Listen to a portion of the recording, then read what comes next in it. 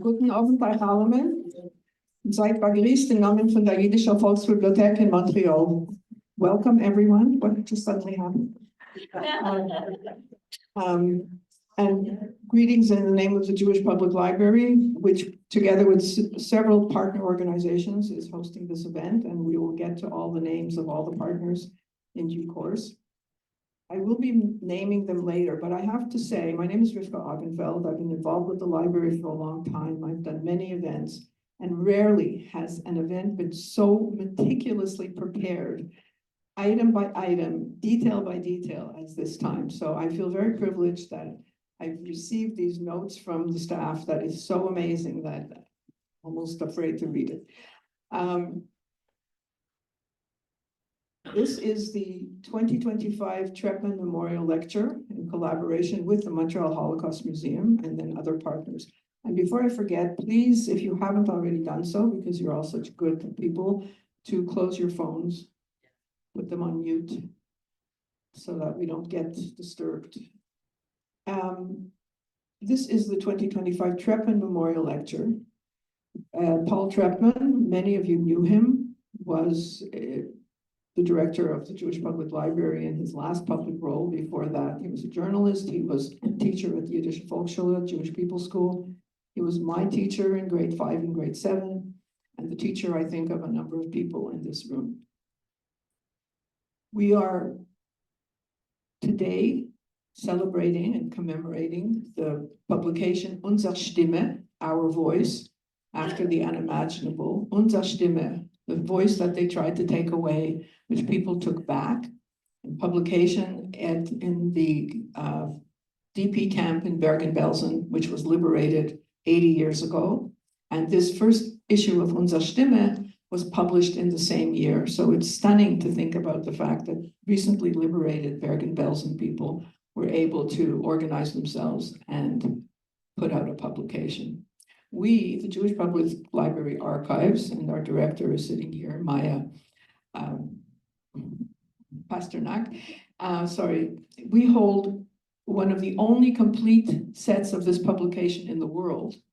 And it was recently made accessible digitally through an online catalog, jplarchives.org. And Aaron Kristalka, who you'll be hearing from soon, has undertaken the really amazing task of translating Unzer Sztyme, and he's already done, I think he's finished 10 of these editions. 8 are available already. And you'll hear more about the publication, the context, why it's so important, and why we are going to be hearing some of the articles from Unzer Sztyme tonight. So thank you, everyone. I know there are some people watching us virtually through Zoom. Welcome. There won't be an intermission. It's quite a packed program, but if you feel the need to go out and come back, feel free. We know some people have to come and go and then come back. And thank you to Eli Trepman, Paul Trepman's son, for all his contribution, his support, and you'll be hearing from him virtually as well a little later. Unfortunately, he was supposed to be here, but unfortunately, circumstance have made it that he can't be here, so he will be participating through the powers of Zoom. And the collaborators, as I said, we have the Montreal Holocaust Museum, the Dora Wasserman Yiddish Theatre of this Segal Center for the Performing Arts. Thank you to the Segal Center, to Sivan Slapak for having made this space available. Our promotional partners, the Museum of Jewish Montreal, the Goethe Institute, the Consulate General of the Federal Republic of Germany in Montreal, the Azrieli Institute, and Federation CJA. Now we will come to the first item of the evening, and I am not going to read the whole long biographies of all the participants. You have a program beautifully put together. The bios and the detailed details of the participants is here. So I'm really not going to take the time to read it because it's just going to uselessly take up time. Sebastian Schulman, who many of you know as well, who was for a number of years the director of Class Canada, has many credits on his CV, which you can read, and I will ask him to come up and do the first reading, which is called Why a Yiddish Paper, And it's one of the first texts in the first issue of Unzer Sztyme, which was published in September 1945, just several months after liberation. It was written by the then co-editor David Rosenthal, and it addresses the need for Unzer Sztyme's existence at this place, at that place, and moment in history. Sebastian.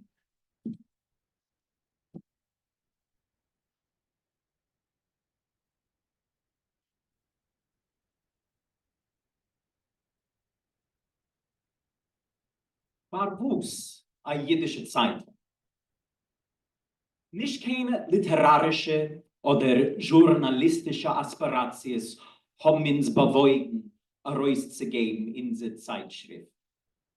Sind die jahrelang aufgerissen von die Qualen von der allgemeiner in jiddischer Literatur, in Presse, Kunst und Musik, haben wir gesehen, wie die mit Blit beschmierte Stiefel in germanischen Satrapen rotten rücksichtslos und brutal aus alle Schaffungen für den menschlichen Geist.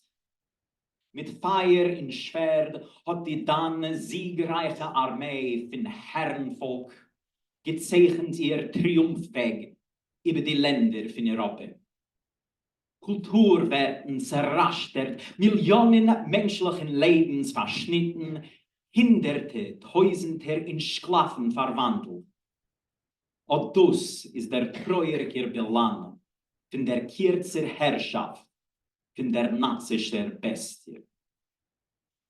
Jetzt, wenn dank dem Kampf von die anglosächsischen Völker, der siegreiche Reuterarmee in alle freiheitsliebende Menschen liegt vollständig basiert das Dritte Reich. In über die Hurwis von die zerstörte städtlich flattern die Pfonnen von die befreite Völker. Losen mir euch, Herren, die Stimme von unser Volk. Soll heuchklingende Sprach von jenen Millionen, welche die hitlerische Grausamkeit hat in der Ewigkeit verschleudert. Soll der Herd werden, das jiddische Wort, in Land, bin unser blittigsten Feind, soll unsere Stimme durchziehen durch Feld, in Welt, durch Dorf, in Stadt, in der Griechen das verworfenste Winkel, auf der ewig verscholtener deutscher Erde, in Monenchive, auf dem schrecklichen Verwuss. Was hat ihr uns in Jesungen verwandelt? Unsere Lebens zerstört, unsere Heimen vernichtet. Soll unser Sprach wie ein glühendes Eisen brennen, seine Körpers, wegnehmen, was sie die Rie in wie ein Koschmar, sie peinigen, bis der vollständige Vernichtung von sie, welche haben im 20. Jahrhundert die Herrschaft über Völker dem Teufel übergegeben. Merkwürdig und unverständlich sind die Wegen in der Geschichte. In blittigen Spaß verwandelt sie Emerson, in wemens Richtigkeit Millionen sind tief in ehrlich übergezeigt. Wollen wir zwei von der dosiger Kategorie Axiomen der Monnen. Mit lange Jahren zurück hat man von alten Räumen die Niederlage von unser Land in Volk ungesagt Judäa kappte.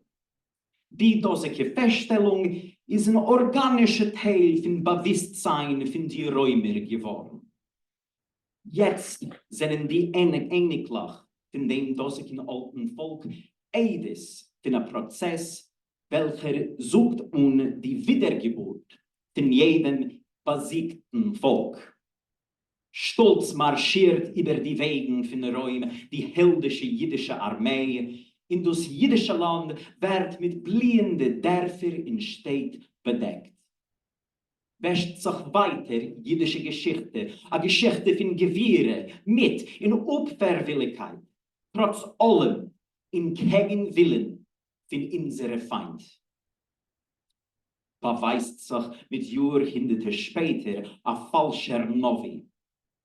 Fangt die Neshomes von Millionen.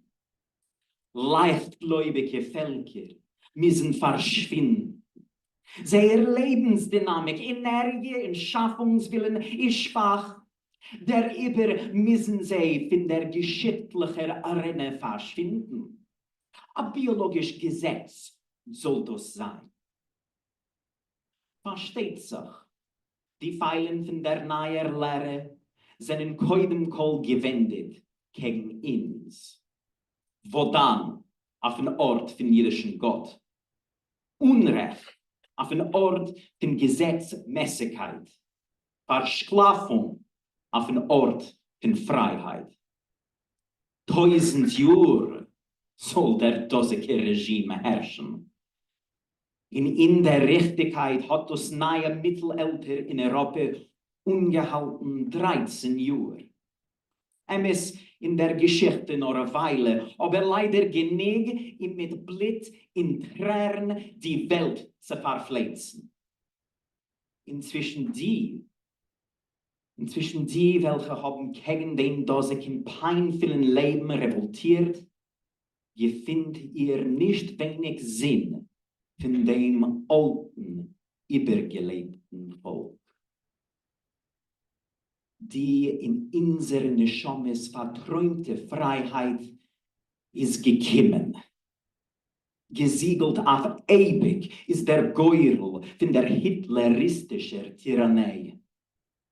Eine neue Epoche besiegt. Mit sprudeligem Mit in felsfesten Willen treten wir rein in dem neuen Leben. Wir heben in Bereiches, weil teuer, viel zu teuer, haben wir jeden von dem Sieg bezahlt. Millionen sind von uns weg. Materielle Gitter, der Räubte mit Blut in Schweißen läufen Jahrhundert, sind vernichtet.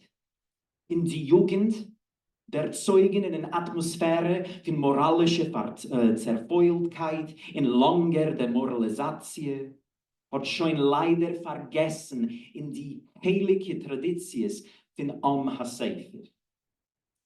Mit dem Zustand tun wir nicht Schule machen.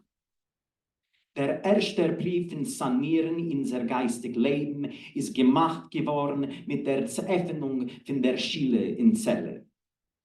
Ein Schritt voraus in der dosige Richtung ist euch unsere Zeitschrift. Wir wollen, als Unzer Sztyme soll lenken die Aufmerksamkeit in Verinteressierung nicht nur auf Fragen von der also geriefenen Organisation, nur vor allem auf Problemen von unserer Selbsterziehung und Selbstbildung. Wir wollen als Unzer Sztyme so abspiegeln unser tagtäglich Leben und schaffen den Kontakt zwischen uns und andere von unseren Brüdern in anderen Lagern. Wir wollen schaffen in Atmosphäre von herziger Freundschaft, in choverische Beziehungen. Wir wollen ausrücken von unserer Psyche alle KZ-Einflüssen in helfen der erziehenden jungen Jiden, bei welchen man hat weggeräumt die Warmkeit in die Liebschaft von der Mammens oder Futters Strufreit. Wir glauben, als in gewisser Maß wollen unsere Bemühungen gekrönt werden mit der Erfolg. In der dosiger Hoffnung geben wir unsere Stimme in die Hände von Leser.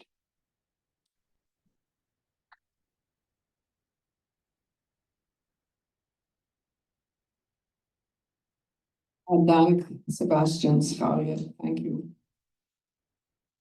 You really get shivers listening to that. You'll get more shivers in a while listening to another reading.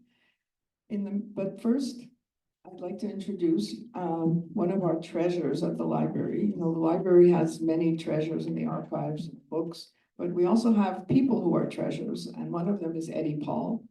And he will be providing a brief introduction to our JPL's as a 110-year-old institution and how it fits into these stories that we'll be sharing throughout the evening. So I would ask Eddie to come up and introduce the library and how we are connected to Unzer Sztyme and to Paul Treckman.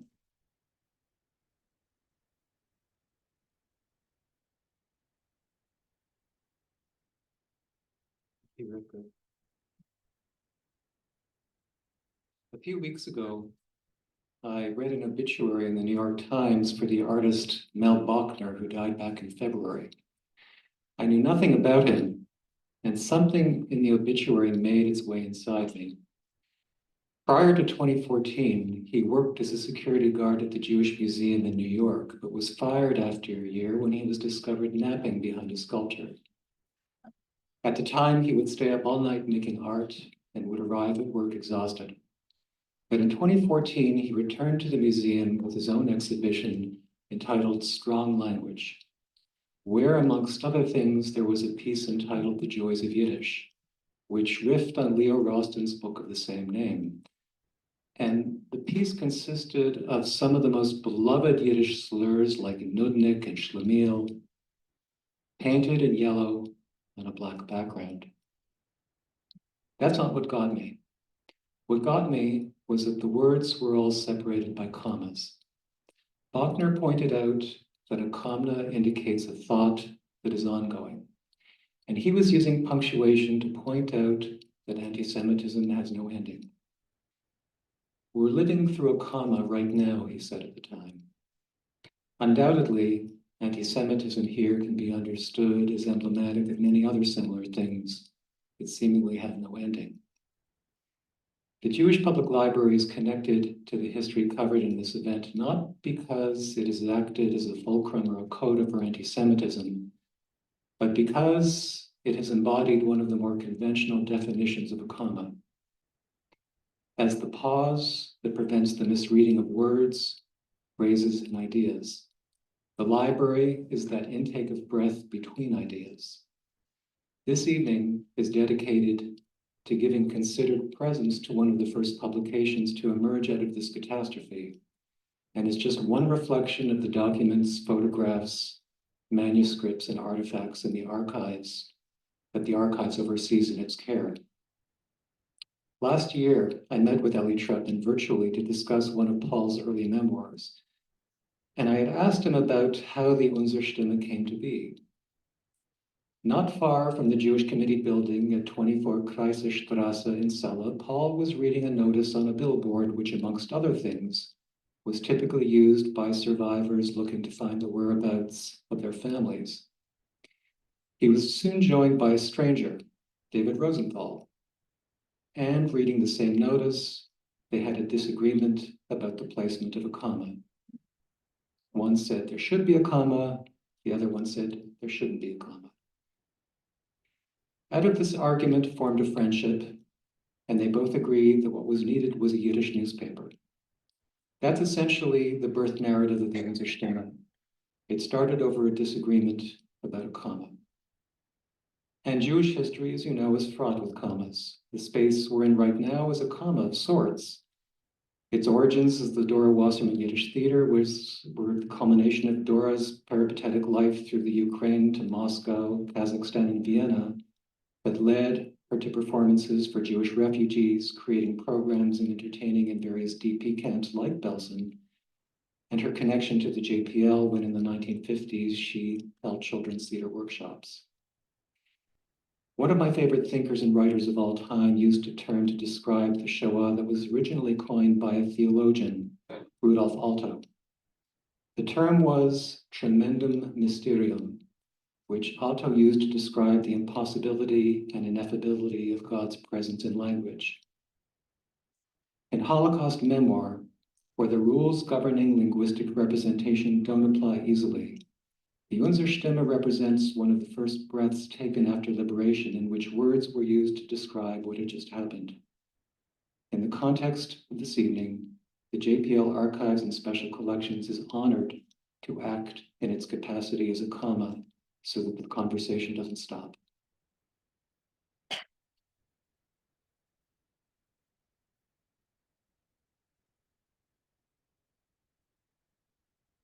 Thank you so much, Eddie Paul. I think this is the first time in history that I'm doing a program where we're ahead of schedule. Don't get too excited. Now we come to a next reading by Brana Levy, and it's called Are We Not Humans? Brana Levy, I think many of you know her as fourth generation Yiddish performer, and she's always been, I think probably since she can remember, a member of Dora Wasserman Yiddish Theatre. This reading is a text that was written by a woman called Dolly Kotz that appeared in an issue of Unzer Sztyme in issue 11 from July 1946. Before the war, Dolly Kotz was a choreographer and a dancer in Łódź in Poland. And this background helped her maintain her humanity under the inhumane conditions of the Holocaust, of the war. And I think many of you who are part of the survivor generation, when I was a child and for many years, nobody called it the Holocaust. It was the Chum, the destruction. And in my head, it's always been the Chum. And that's what this woman is talking about. And you'll hear this from Brana's reading, which really gives you shivers. Brana.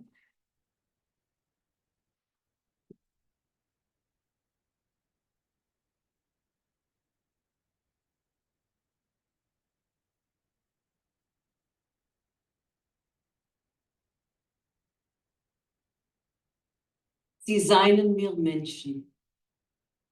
Keinmal ist mir nicht ausgekommen, sich zu betrachten, ich bin ein Mensch. Das erste Mal habe ich wegen dem Tracht getan, kommend nach Auschwitz, wo man hat uns ausgetan im Ganzen von Menschlichkeit. Wie leicht es ist, den Menschen zu verwandeln in eine Chaie, habe ich eine Tracht gegeben. Man hat uns zugeworfen, Schmattes anstatt Kleider, die Haare abgescheuert bis in Bein, zugenommen die Schicht und heraufgeworfen zu 12 Stück auf der Pritsche. Nicht geben sich zu essen und zu trinken und dabei unberachmanistig geschlagen. Nach einer 3-tägigen Vegetieren in Auschwitz hat man uns eingepackt zu 50 Frauen in Kiewaggonen. Gegeben jeder ein Stückel Brot, was hat gedacht reichen auf 2 Tage. Und inmitten von jedem Waggon hereingestellt einen schmutzigen Emmer. Also seien wir angekommen in KZ Ravensbrück. Schon von Weitem haben sich gesehen die Slupes, gebeugen von oben und herumgezäumt mit elektrischen Drotten. In der Dunkelheit von der Nacht haben die Slupes ausgesehen wie Gespenster, wie schreckliche Räubvögel, wo schlingen einen sich jedes lebendige Wesen. Wieder hat sich bei uns zuerkannt der Teuer von einem Konzentrationslager und wieder hat sich es unter uns vermacht. In Moyach hat geägbert die Frage, sie wollen sich noch einmal die dosige drottene Teuren, was behalten hinter sich dem achsaristigen Sod von Nazism, öffnen? Keinmal wird sich die Welt nicht wissen, wie viele Menschen es seien von da nicht mehr zurückgekommen. 10 Tage haben wir verbracht in Ravensbrück. Die ersten 3 Tage hat man uns übergelost, wie Behemoths in Drößen auf dem Sand. Die Hitze hat geschlagen von zerbrennten Himmel. Die vertrickenden Lippen haben gebettelt Wasser. Aber das Wasser, weißt du, ist gewesen nur für Menschen. Die Nächte seien gewesen der barmdig kalte und feuchte. Und bichdei nicht zu fühlen die Kälte, haben sich die Unglückliche der niederigten Nefoshes zu neu gegossen in ein Masse. Auf den 10. Tag ist gekommen aber Befehl, als wir sollen sich zugreifen zu einem Transport. Genug schon gesessen mit ledigen Händen. Tomer haben wir noch vermocht ein bisschen Keuch, muss es ausgenutzt, während wir Teufels dem Vaterland. Man hat uns angetan gestreifte Kleider genau abgezählt. Das Teuer hat sich geöffnet und wir haben rausmarschiert. Wie der Nacht, aber schon mehr lichtige. Und wieder haben wir ein Funk Hoffnung in unsere Herzen. Auf dem 4. Tag hat man einen reingestellten Waggon, eine Kriegkave. Jeder hat bekommen ein Stück Brot und der Zug ist weg weiter. Man hat uns gesagt, dass noch heint kommen wir an auf den Ort. Hat jeder ein abgeschlungenes Stück Brot und ausgeguckt Dachau, dem Ziel von unserer Reise. Sie ist aber durch ein Tag und Nacht und noch eine Nacht und Dachau hat man nicht gesehen. Ich bin geworden ganz apathisch. Eine Stillkeit und Unheimlichkeit. Mit Augen ausgestartet in der Heuch bin ich gelegen auf die nasse Bretter. Meine Augen seien dadurch verschiedene Bilder von der Vergangenheit. Gott ist mein Heim. Meine teure, liebe Eltern kommen von Geschäft und für jeden Kind ist zugegräht als Surprise. Meine liebe Brüder, der Ältere ist mit ein paar Jahren zurück, weg, nach Eretz Israel. Efter ist beim Militär. Sie stellt sich vor, hat auf einen Moment, Sarah große Avle ist geschätzt, seine Schwester. Ach, wie gut ist es, was meine Brüder seien weit äußer die Grenzen von der barbischen Herrschaft. Ich sehe vor mir das edle Gesicht von meinem jüngeren Bruder. Seine schönen braunen Augen gucken auf mir mit Liebe und Mitleid. Wie viel Mal bist du gekommen heim von Nacht mit von einem ganzen Tag Arbeit, hast dich weggesetzt auf ein Bett, vorgelehnt ein Buch, angestellt im Radio, gelernt mich schätzen und verstehen Musik. Und heint, wo bin ich? Plötzlich ist der Zug stehen geblieben. Und da ist geschehen eine Sache, welche ich will keinmal in mein Leben nicht vergessen. In Zwischenzeit, wenn der Zug ist noch gestanden in Dachau und unser Geuro hat sich gebeugen, ist gefallen eine Proposition, als ich soll tanzen. 49 herausgehungerte Augen haben sich eingeguckt in mir mit einem Ausdruck von Bakrosche. Und schwer ist gewesen, sich gegenzustellen. Haben sich sie gewollt vergessen? Oder haben sie gewollt weisen der Welt ihre menschliche, trotz allem Instinkten?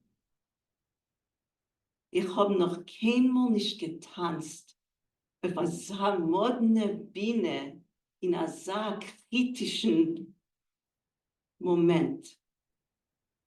Ich bin noch keinmal nicht gewesen, als so leicht in dem Tanzen. Also leicht in dem Tanzen, wie Gott dämmert. Wenn mein Morgen ist gewesen leer und trocken. Ich habe getanzt inmitten von Waggon, kann sich nicht erinnern, sie das ist gewesen, ein Tanz von Resignation oder gar Hoffnung. Der Mond sich aber genau. als noch mein Tanzen hat gar ein ander Gefühl allem beherrscht. Wir seien vier gelegen in Waggon wie Behemoths und jetzt haben wir sich der Bild von Menschen. Die Sonne auf zu Pickenisch haben wir angehäuben singen. Ja, wir seien Menschen. Wir seien Menschen trotzdem, was die hitleristische Barbaren der niedrigen uns. Wir seien Menschen und werden das solche bleiben bis zum letzten Atemzug.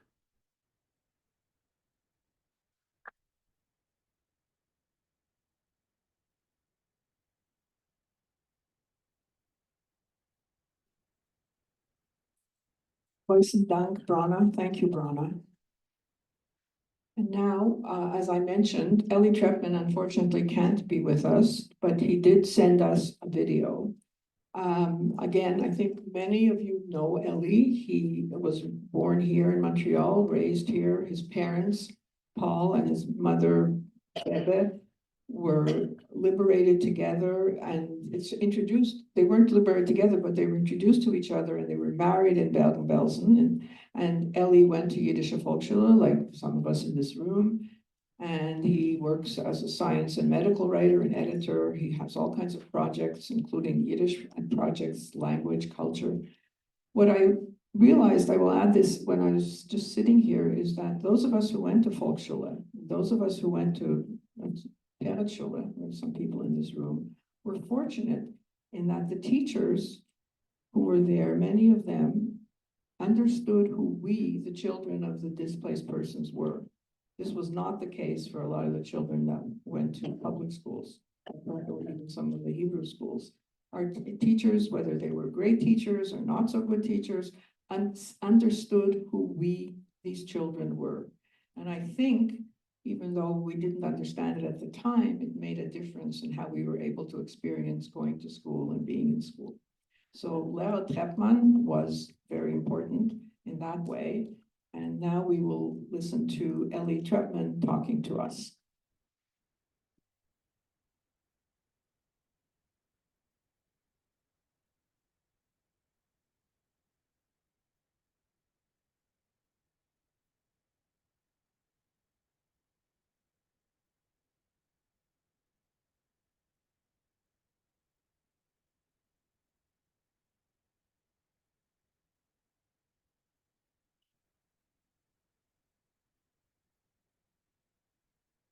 A new, vibrant grassroots community of Jewish displaced persons. The monthly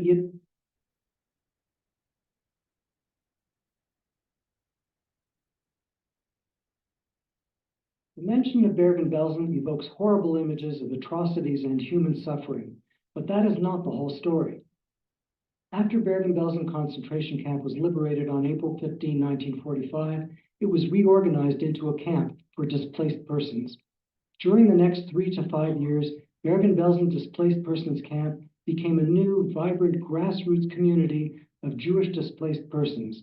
The monthly Yiddish newspaper magazine Unzer Sztyme, Our Voice, served as a vehicle of outreach by the survivors in the British zone to Jewish communities throughout the world. The story of Unzer Sztyme began shortly after the liberation. Some of the survivors of the disease-infested Belsen camp were evacuated to the nearby town of Celle and housed in a military installation known as the Haida Kaserne. One morning, I was walking inside, there were long corridors in the Haida Kaserne, and there was such a board with announcements. And I stood at this board and I started to read. And there was a fellow standing there. So he said, like to me, to himself, there should be a comma here in this sentence. So I said, there should be a comma. He said, oh no, I'm sorry, there should not be a comma. And I said, you are making a big mistake, there must be a comma here.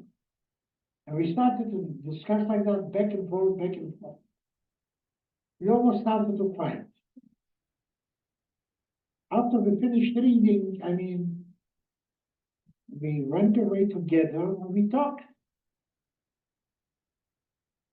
And then in this moment was born the friendship between David Rosenthal, my dear, dear friend, and myself,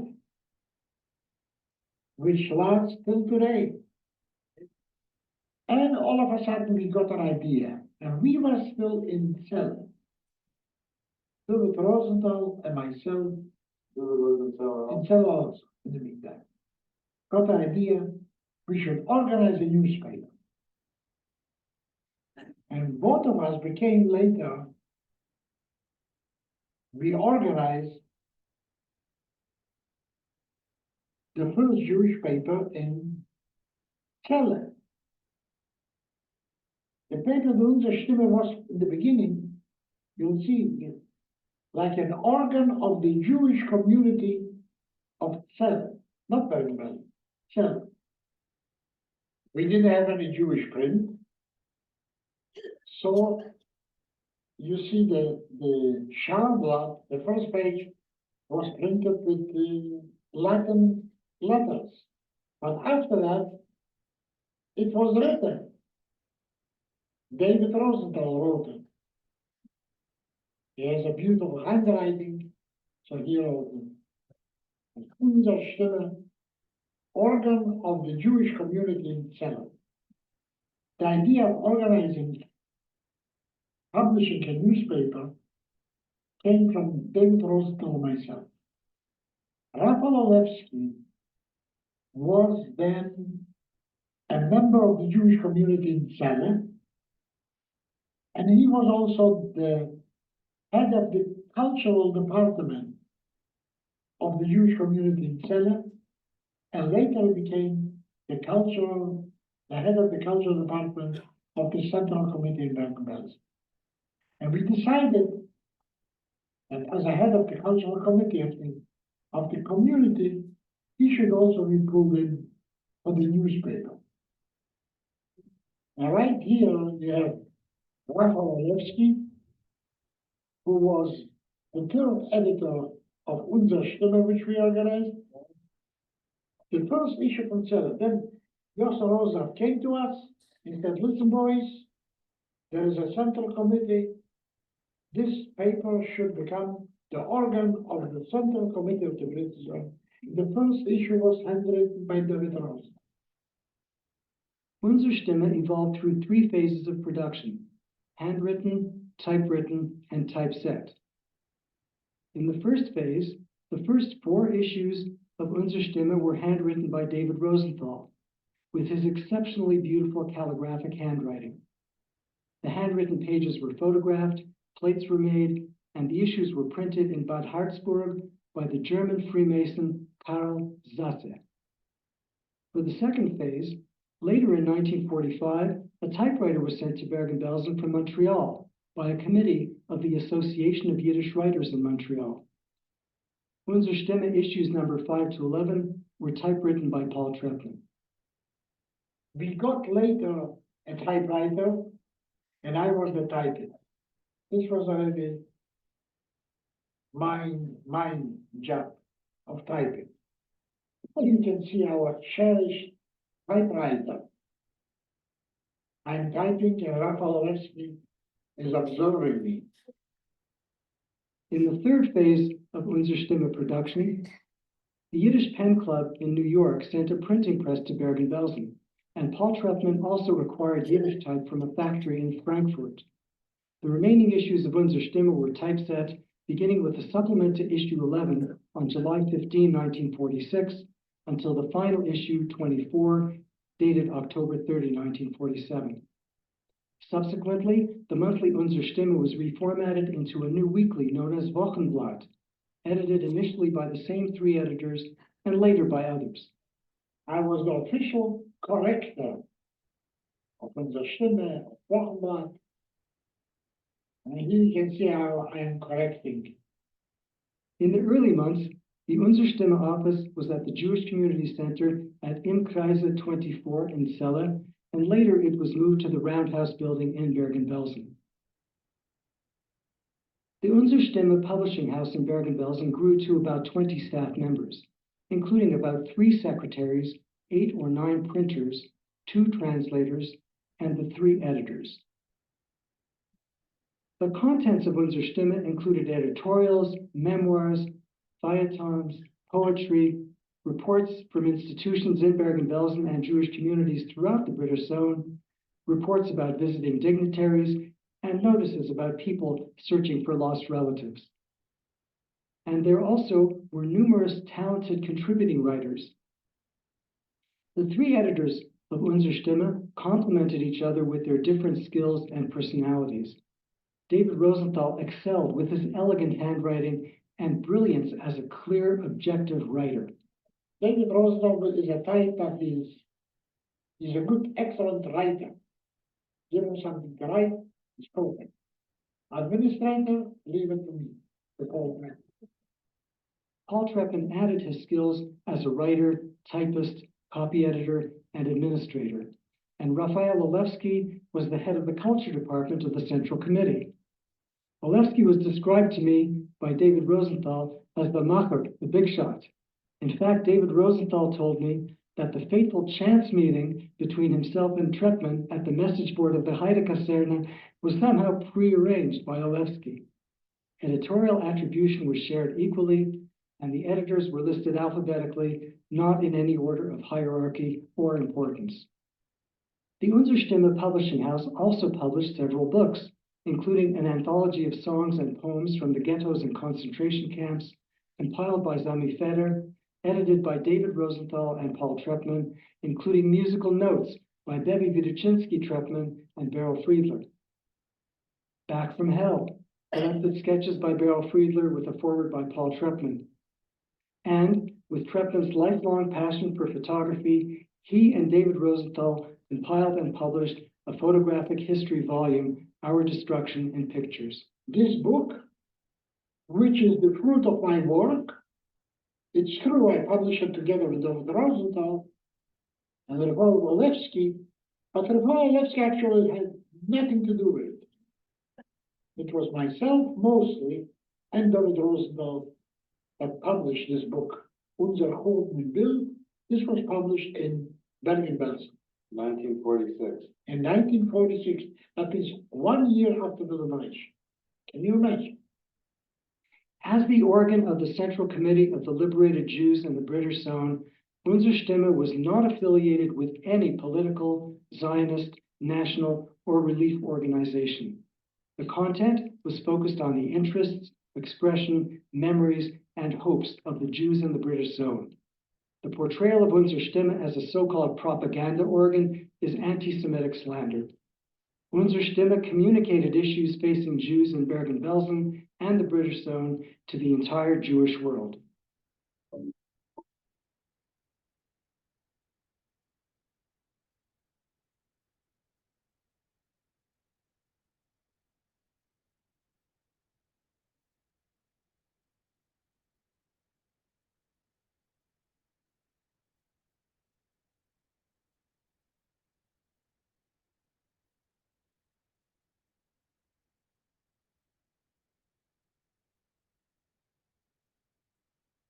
Learned a few things just watching this. And I don't know if everyone in the room knows that Paul Trepman, who from Warsaw, spent the entire war as a Pole and came close to being outed a few times, but managed to get through the entire war in quite a few concentration camps and never be revealed as a Jew. And in that capacity, he managed also to help a lot of people. It is quite remarkable as a story, what it took, the discipline and the ingenuity to be able to survive like that.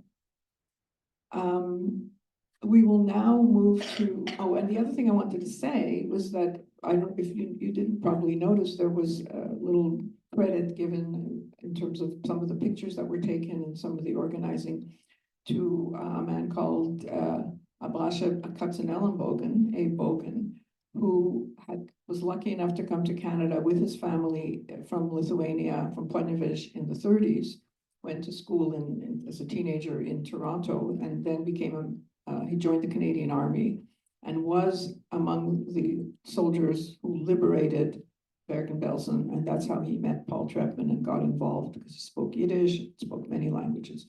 So, and I was lucky enough to work with Abe Bogan at Jewish Immigrant Aid Services to hear a lot of these stories.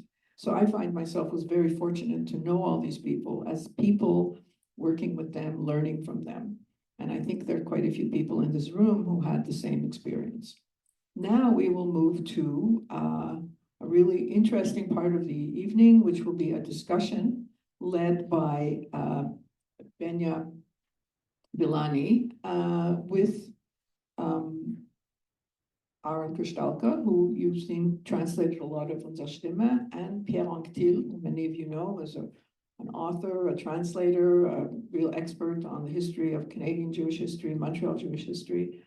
And I think Benya will tell you this himself, but I thought it was really wonderful. Not only are they going to talk, but they actually did the work of translating these articles that you've been hearing in Yiddish.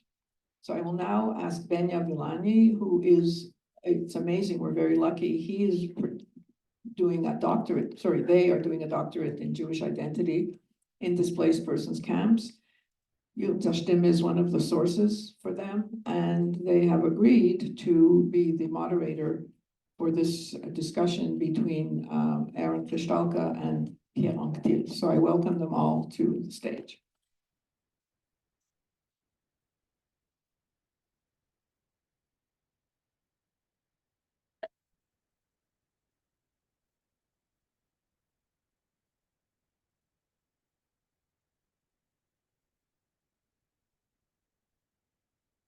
Thank you for that wonderful introduction. And I'm just going to go into a little bit more detail about our two guests here.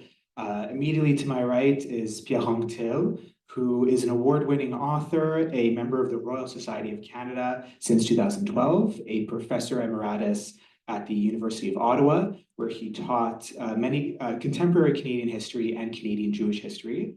He has also translated many texts from Yiddish to French. We're also joined by Aaron Kristalka, who is a retired professor of history and lifelong Yiddishist.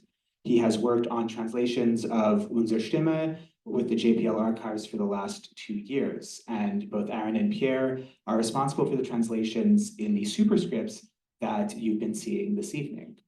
My connection to this project involves my doctoral research. I'm examining Jewish identity in the immediate post-war period. I'm looking at the interaction between Jewish survivors and each other, non-Jewish populations in Europe after the war, including military occupation soldiers, non-Jewish civilians, and aid workers, as well as their interaction with Jewish communities around the world, such as in North America.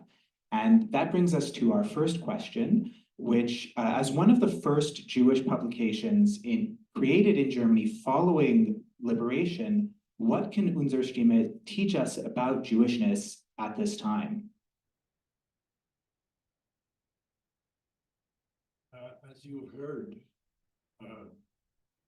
from those who had experienced Bergen-Belsen and the post-war period after liberation, the people who worked in Unzer Sztyme had very clear purposes, and Unzer Sztyme reflects it in every page. One purpose was to bring to life again the pre-war living civilization of Jewish urban and small town, literate and scholarly as well as artistic culture. And there was a purpose to that purpose, which was simply to bring humanity back, as the excerpt from that you heard said, to bring humanity back to, of course, themselves, but to all of those who were gathered in the camp the Sharita Pleta, the surviving remainder, so that years of having, through ghetto and concentration camp, experience being slaves, being dehumanized, being less than human, should recover their humanity. And the vehicle of that humanity is their own historic culture. Its roots are ancient, but its presence in the pre-war life of the Jewish communities in the cities of Poland and elsewhere, that presence captured and contained both the ancient and the modern. It was both religious and at the same time secular. It was full of faith and also a new kind of attitude to science. It was literary, it was artistic, it was full of humor and song. It was immensely rich.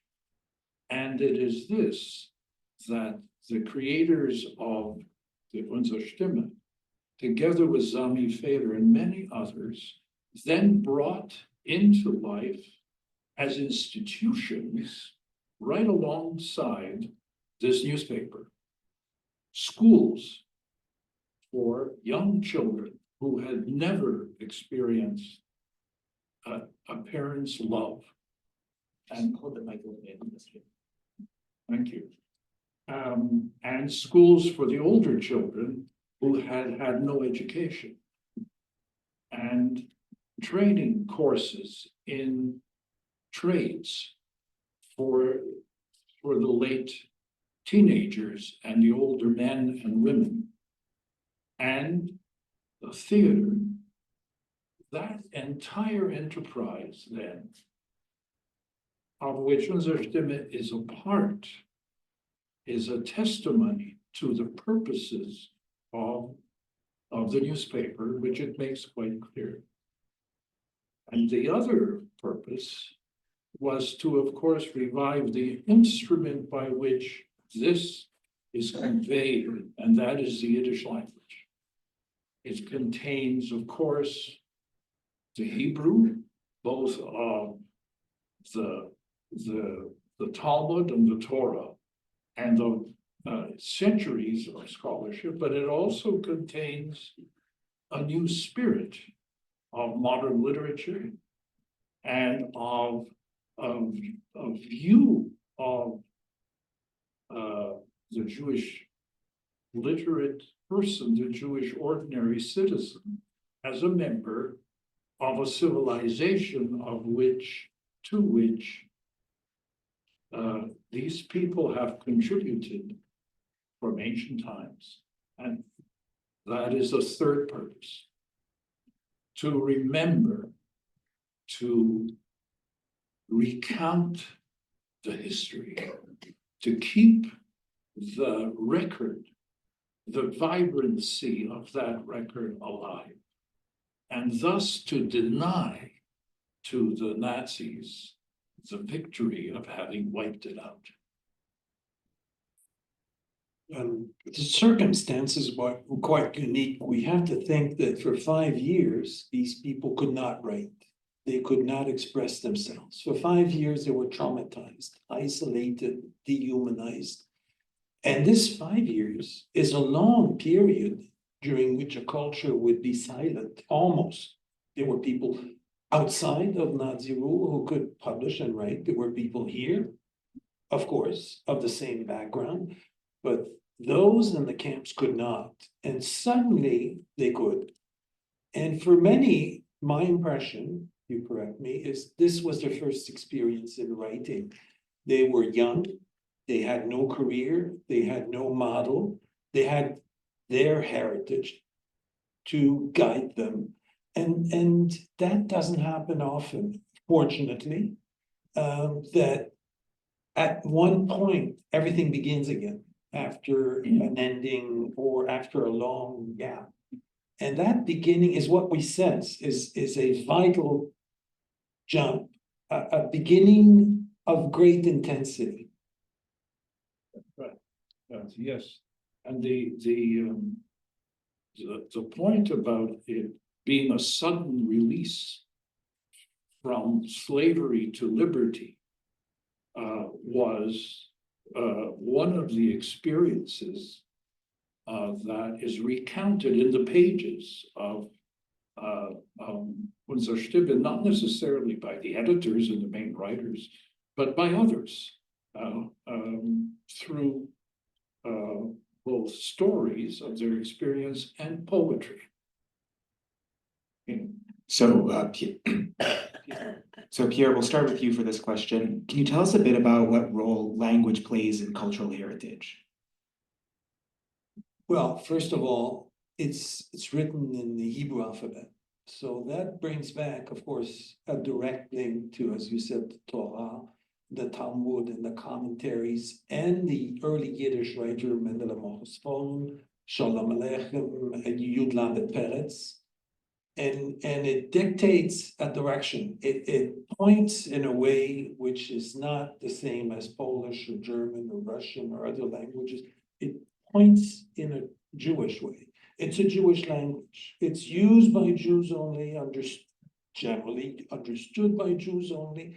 And so it carries a great force to reestablish a Jewish life, as opposed to having chosen whichever other language was available. So they decided not to use typographical instruments, which have produced German or Russian or other language, while they didn't have the Hebrew alphabet available as typography. So that says a lot about the decision to nonetheless, without any instruments, only having a pen, decide to go ahead with Yiddish and reestablish Yiddish, not another language.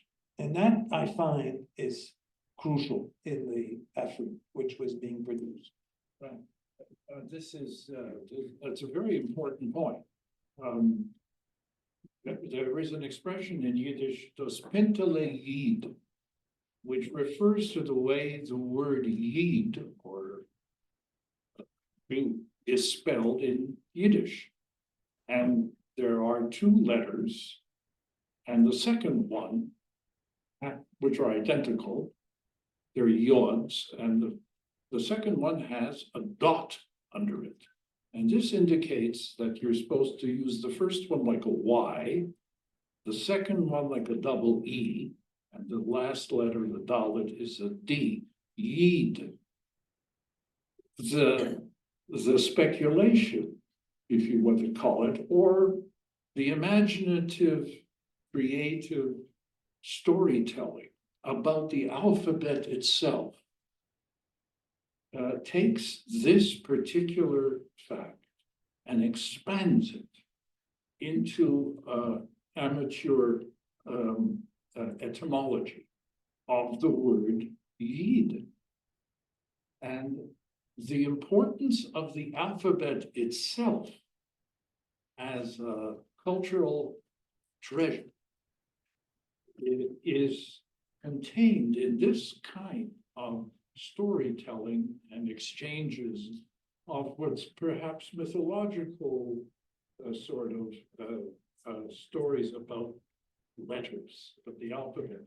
But the famous song, Eufen Bribetchik, where the teacher is teaching, it's warm and the kids are gathered around the stove, which gives heat in the wintertime, and they are all learning the alphabet.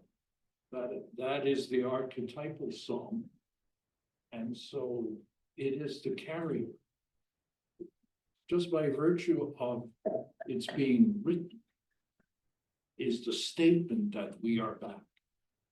Because using another alphabet, whether Latin or Cyrillic, would not have created the direct link with the millennia-long Jewish history of the Talmud and the Torah. It would have introduced a break And that was unacceptable to them, especially after the circumstances of the whole. And so we see there a vital impulse. And of course, these are Ashkenazi people, not Sephardis. And there are other Jewish languages which whose speakers were destroyed in the war from Greece and from southern Italy and so on. But they lack that kind of rebirth that Yiddish had due to these people that we're talking about. So can you talk about your respective opportunities and roadblocks in translating Yiddish into your language, for you, Pierre, French, and for you, Aaron, English? Any sort of opportunities or roadblocks regarding translating Yiddish into English, if you'd like to start? Well, neither English nor French are Jewish languages. You know, it's clear. I mean, the images in French and English are Christian. You say the crux of the matter, that's the cross of Christ. It's really essential. You can see also the translation made by King James of the Hebrew Bible. Then that translation influences the English language a great deal, but it's a Christian translation. In French, it's the same. So we have to be very careful when we use certain terms that have Christian connotations to at least understand that they have. French is a Romance language, so it doesn't work quite like English, and the images are quite different. So one of the big struggle is images. Certain things are said a certain way in Yiddish, and when translated word by word, it falls flat. So you have to find something else. I translate the Canada, which is a Yiddish daily, that I do translation of the 30s. So probably almost the same Yiddish as this one. And I find, reactions. It's very interesting. There's reactions to the Quebec political milieu, which is a French language milieu. So they use terms which are Talmudic and biblical to describe what goes on in the parliament in Quebec City. So for instance, an election which in 1931 is considered a great victory for the Jews because the Liberals win it, becomes an esporim. How do you translate that? You need to paraphrase. A terrible thing in Quebec politics involving only Catholics and Francophones is a Hillel Shabbat. Okay, so I can only translate with catastrophic, but what I do, I don't know if you did this, but I put under brackets the Hebrew term so that you and I and others who are well-versed will know what the original term was and how difficult it is to carry it across to the other language. But it works. After a while, I get a certain rhythm. I know what I'm dealing with. It's a cultural word. It's not only a language. It's not only mechanics.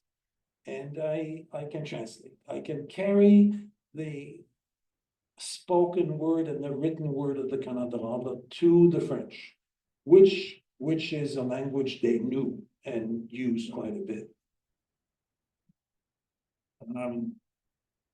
The odd thing is that Yiddish is a Germanic language. And it is one of the ironies of that could not have escaped the writers of the Unzer Sztyme. The irony is deepened by the fact that they used a Yiddish of a literary level, of a type of expression, of a linguistic quality that very much reflected the root of the language. and which had a great many Germanic or German expressions in it that after the war faced a campaign by Jewish philologists to remove Germanisms from spoken and written Yiddish.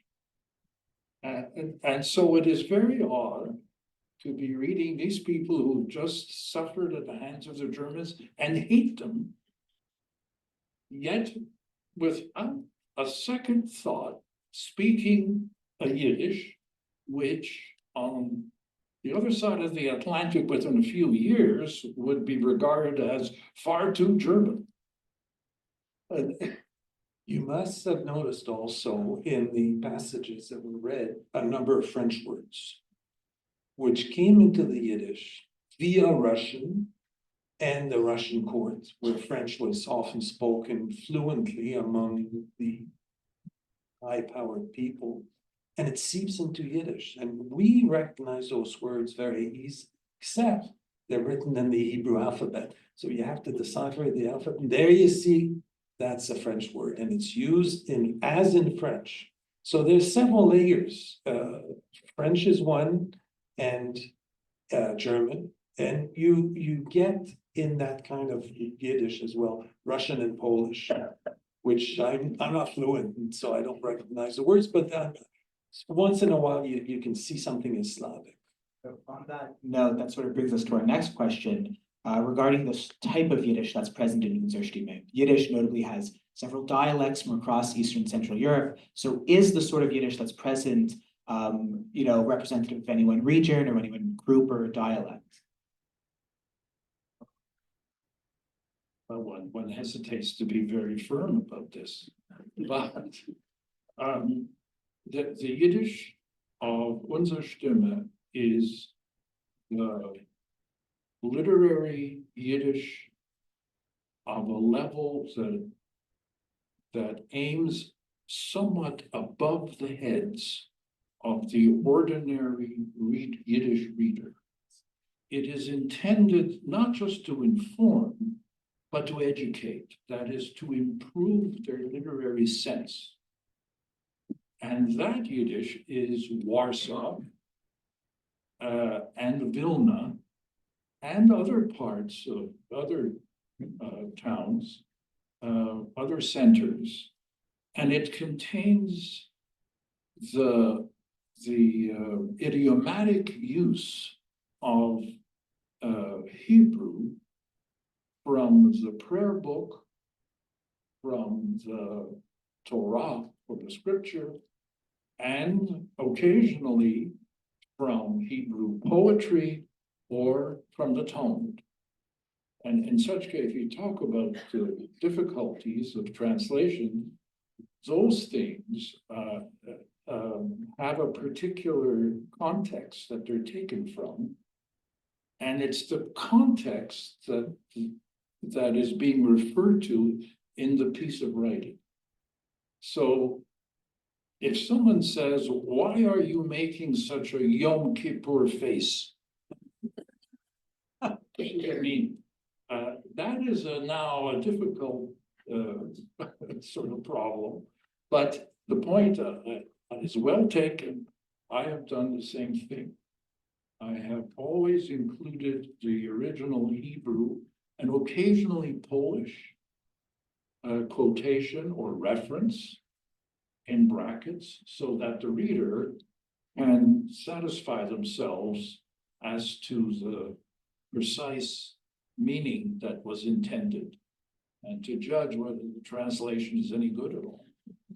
The very difficult and in a way, unique way that Yiddish has of taking a Hebrew term and turning it into a Germanic verb, like Ganav. Is a Ganav, okay? He steals, he's a thief. And then there's a border. People have to steal across the border. They ganvenen. Hat geganvet. And so it's then used as a German word, which is quite a feat in linguistic terms. I see this all the time in the Canada. A verb which they write differently because they don't put vowels in those Hebrew terms. And you have to go back to a biblical or Talmudic notion to understand what is meant. And that takes you like centuries back. So it jumps back and forth. And sometimes these Hebrew words are used in very contemporary contexts. They're not used to pray or to think about God. Well, all of this, absolutely, all of this is further indication of how the way they wrote acted as a reminder to the reader of his entire or her entire cultural background. But sometimes difficulties arise just from Yiddish expressions in their own right that doesn't involve another language. And of course, expressions like these are in every language, but they can't be translated literally. So one has to make the transfer. One has to find the right touch somehow. This is very difficult. Often, for example, there's a poem in which the crux of the poem. Oh, there I go. It is Ich hab sie entdreht. That's a kind of expression in Yiddish, which means I have him in the earth. So what does it mean? It means drop dead. That captures the thing in English. Now there are fewer words. It's not quite so personal.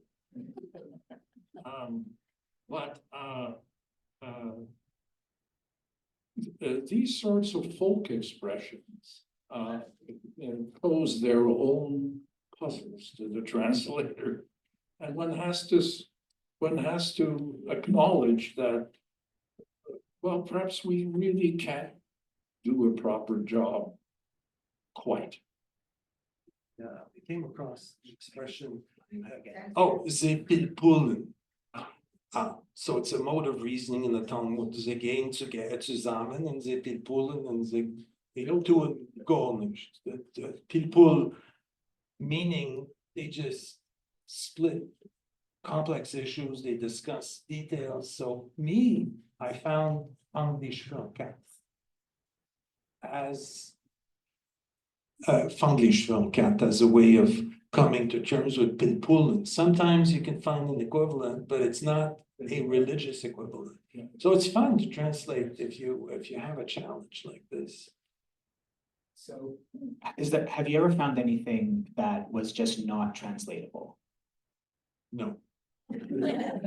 I'm a great believer in translation and that one must find a way. There are times when I spend long periods thinking and the pen I translate with a pen on the table and walk away. Come back and maybe there's a way after all. Maybe there's a path to this. That's right. Perhaps the biggest challenge in the translation is to detect from the beginning the voice of the writer, and to be able to then in the translation convey that voice, let that voice be heard. That this is called our voice is no accident. That's exactly what they were projecting.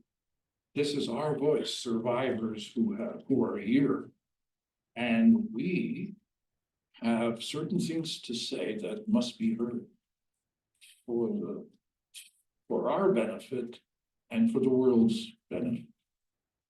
So finding a voice is what then helps to decide which particular words you can use.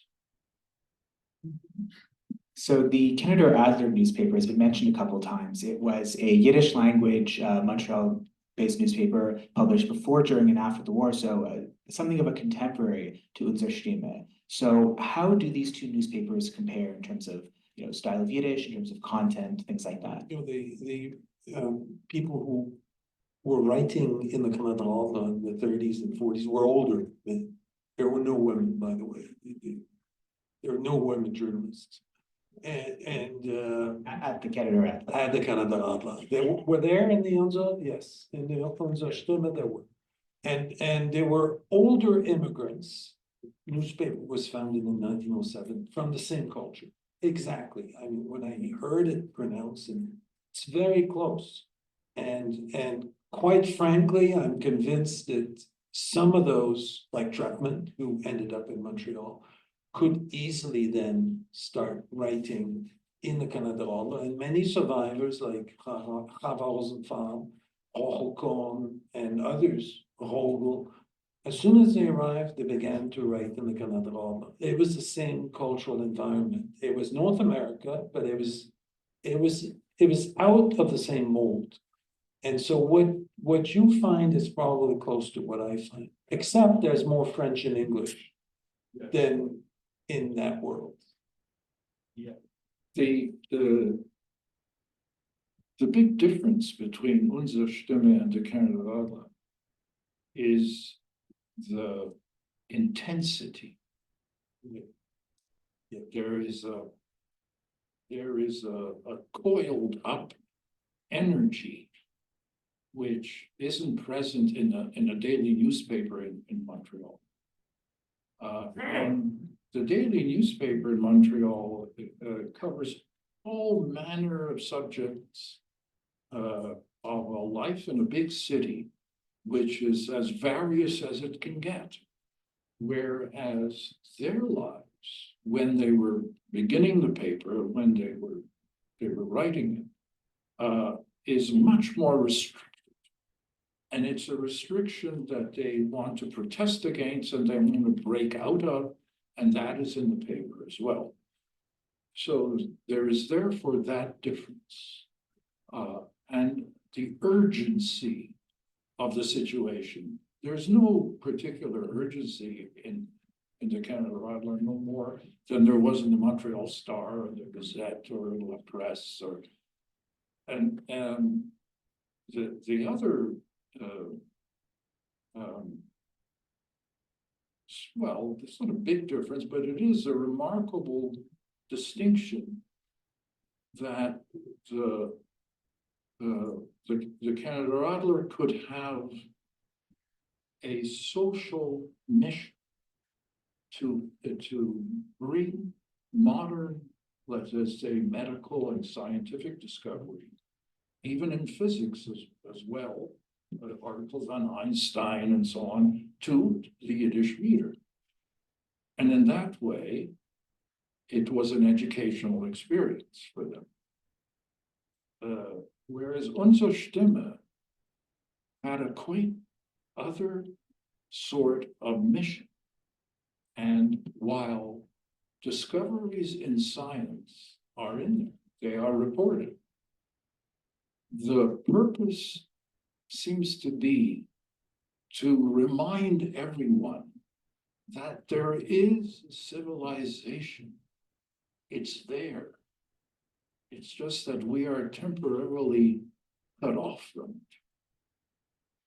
it. And Jews lived in freedom.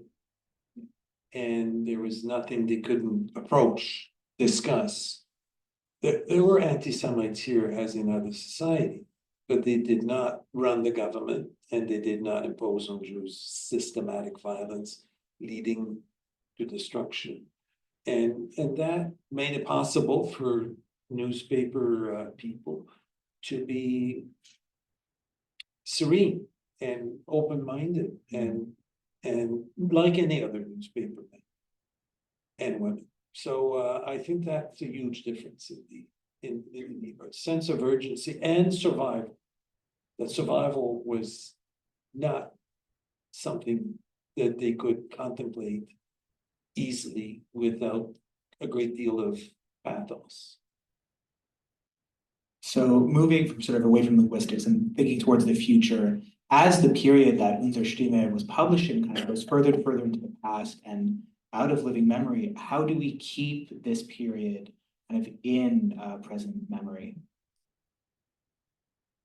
Well, sure, I have an answer. Maybe it's me. You know, we're working in different directions. We're different, quite different in background, but we're doing the same thing. We're translating, and I think translating is a key gesture in making possible to perpetuate Yiddish and these important texts that emerged after the Shoah, the Home, and others. What was written here. We can't expect everyone to learn Yiddish, but we can expect people to read translations. And if we do translations, whether French or English or other languages, we're doing a lot to perpetuate, to stabilize, to educate others. And I think this is our role, and I really hope that more people do more translations. And what you've done is exceptionally significant. Because who would read these today? It's very difficult to reach a level of knowledge of Yiddish that allows a person to read these texts. And now what you're doing is you're offering your knowledge, offering your sensitivity in the translation, and there it is. It's accessible. It's an extraordinary feat of, I would say, generosity and education. Thank you. I can't improve on that answer. If you had to take a swing at it. No, not to improve at all. No, I would simply say that the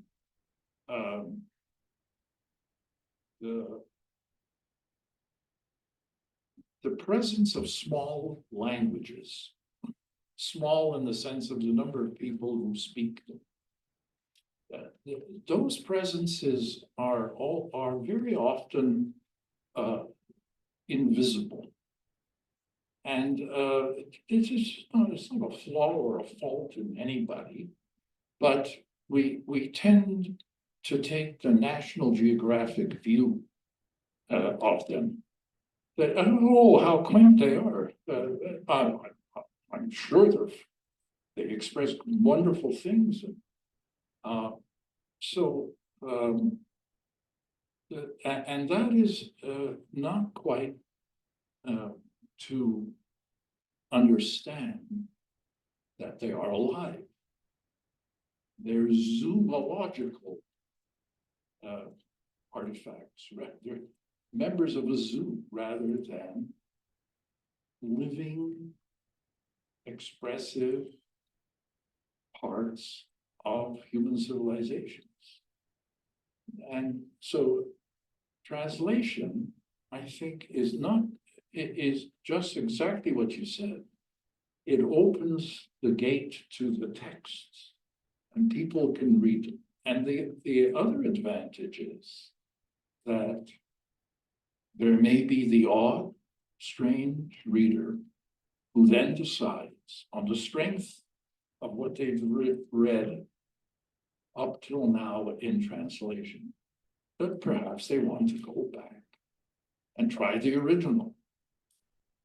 And I've always had this curiosity about the various languages to which we were exposed to in geography, in the old way of teaching geography in our schools quite a long time ago.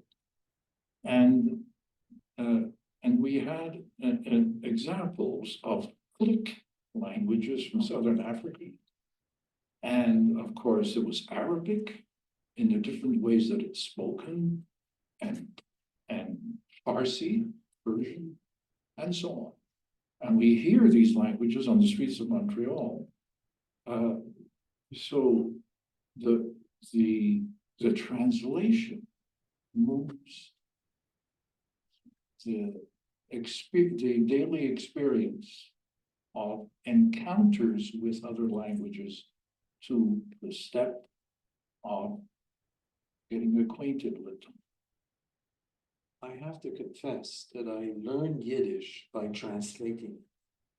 As I'm not Jewish, I don't have a family, I didn't grow up in a world and go to Jewish schools, but moving into the language and constantly working in it, I've learned it that way. And the text is truthful. The text is the true language. If you master the text, you master the language. And that's how I did it. It's very different for you, of course, because you must have heard it from day one. It's not so different. I'm remastering new language. What one is taught by the writers. Thank you for those answers. I believe we have time to turn it to the audience for questions.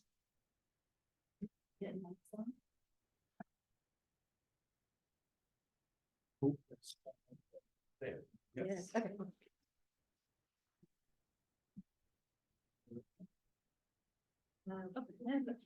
Finding. I really got a lot out of the panel. Thank you very much.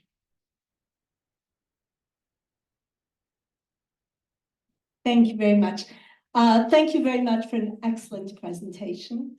I have a question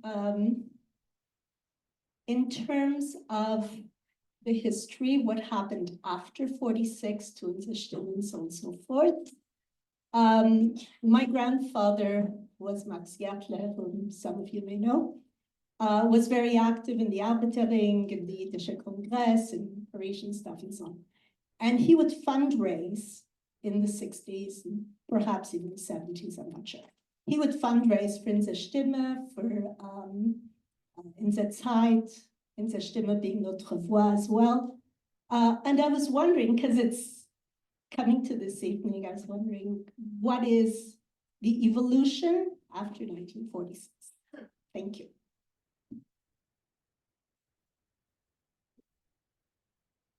But Unzer Sztyme itself stopped publishing when its editors left Segal.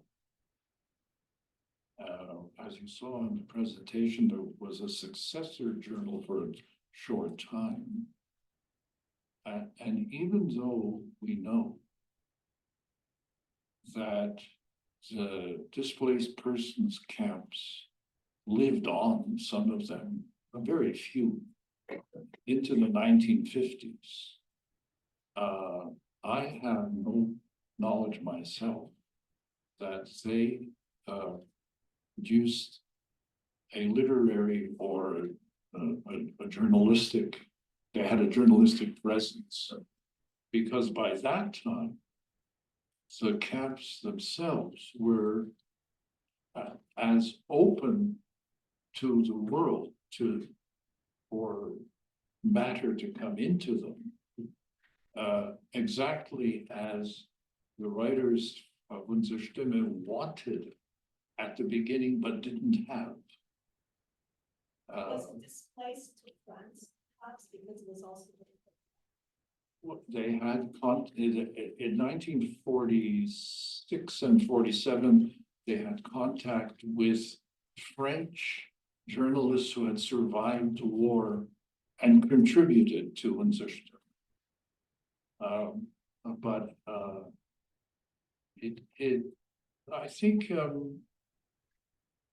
I think Unzer Sztyme is very much a thing of its time.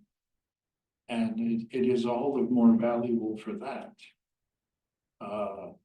They wanted, above all, people who were writing here wanted to leave Germany.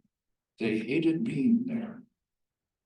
Well, that's another topic altogether, but one of the historical importances of this journal is that it provides evidence of how the survivors saw the future of Germany and the problems of the denazification and so on. They had a quite different view of it than was presented in the press here. Somebody, we have another, then another, I'll come to this side.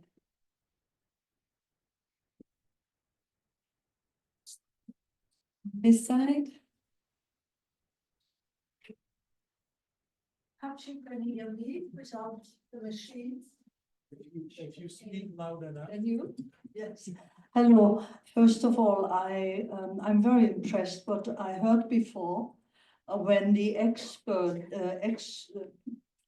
some of the excerpts of the Stimme were read by the young men and by the young actress. And you give back a little bit of your work when you have to make those facts come to life. Now, I'm also wondering, there are three entities really during the establishment of the Stimme.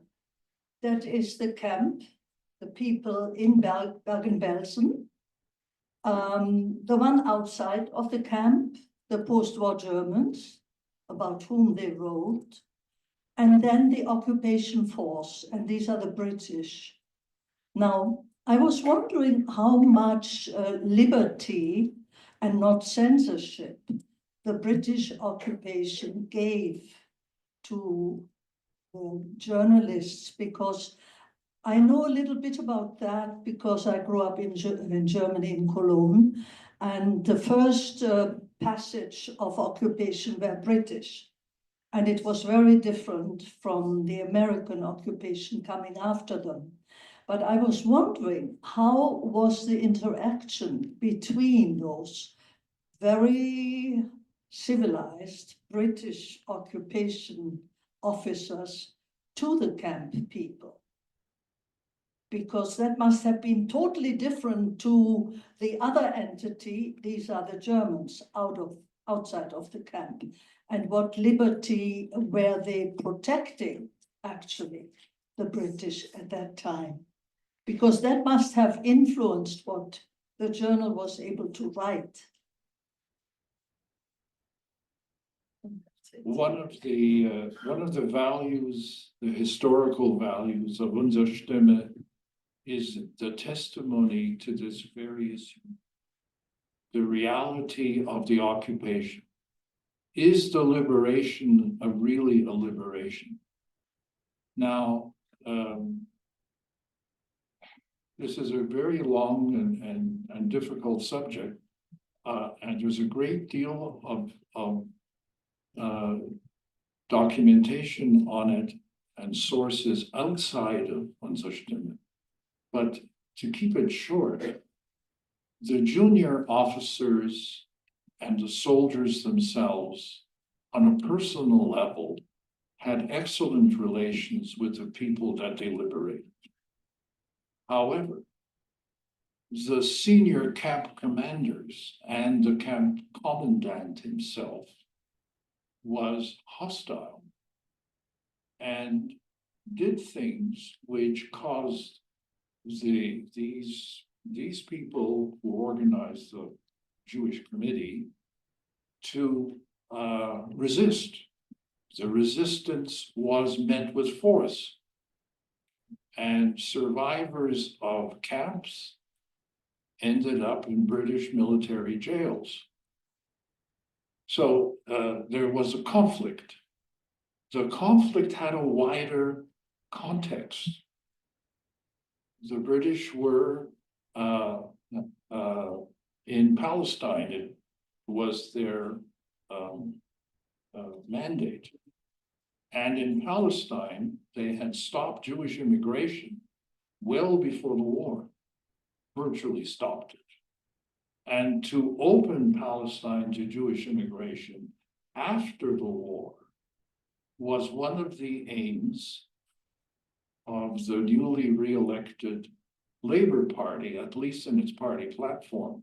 However, the Labor government went back to the white paper policies of Neville Chamberlain. And so there was very highly restricted immigration. Now, the whys and wherefores of this are for another time, another kind of meeting.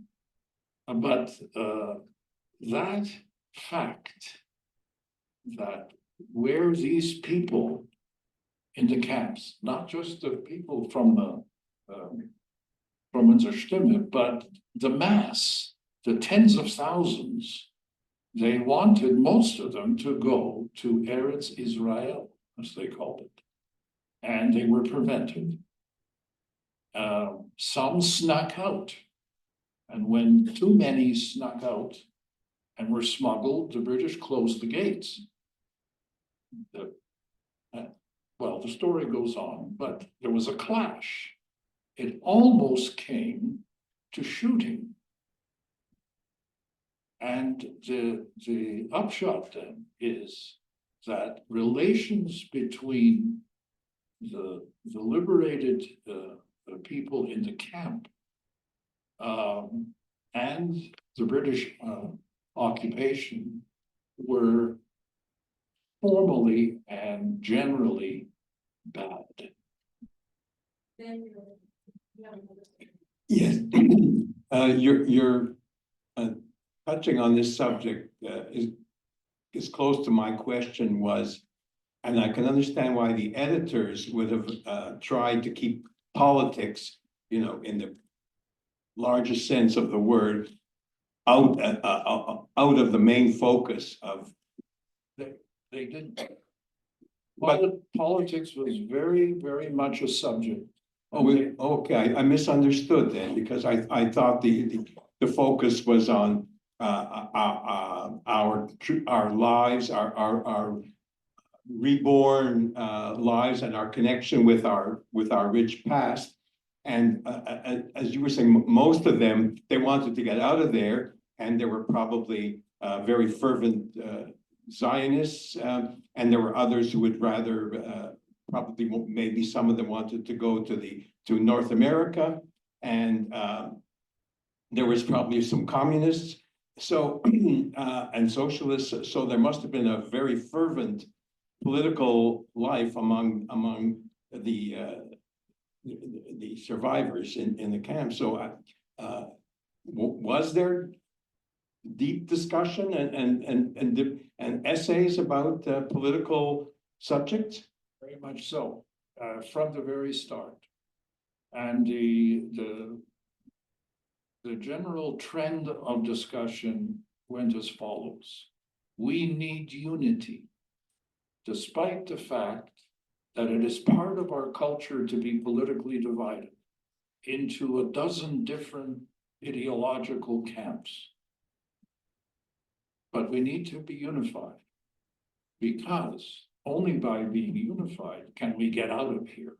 Can we exert a force strong enough in alliance with the people who live in Eretz Israel at the time? They sent representatives to the camp, and these people that they sent were almost all of them veterans of the war who had volunteered to fight for the British. And they had a great deal to do with the rehabilitation institutions that were founded by these people in Bergen-Belsen and associated camps. So the political discussion took place under that umbrella.